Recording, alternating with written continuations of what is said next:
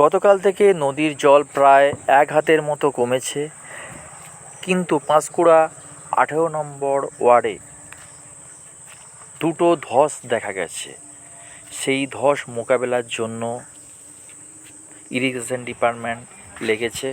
দেখতেই পাচ্ছেন বালির বস্তা দিয়ে দুটো ধস ঠিক করা হচ্ছে। আপনারা দেখতে থাকুন।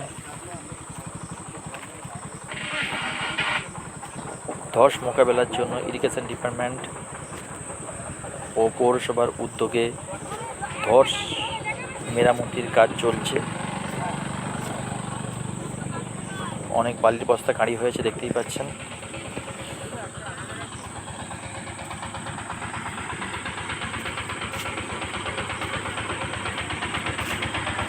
এবং আরও এক জায়গাতে ধস দেখতে পাচ্ছেন, দু জায়গা, এটা এই জায়গা আর একটা এই জায়গা।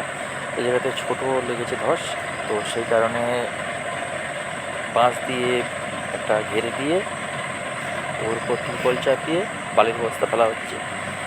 দেখতেই পাচ্ছেন আপনারা।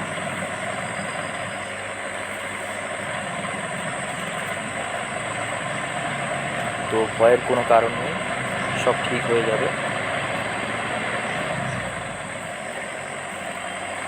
সবাই পাশে থাকার জন্য ধন্যবাদ। সবাই এইভাবে সাপোর্ট করবেন আর ভালোবাসবেন, শেয়ার করবেন এবং আমাদের পেজটাকে ফলো করে দেবেন নতুন আপডেট পাওয়ার জন্য। ধন্যবাদ।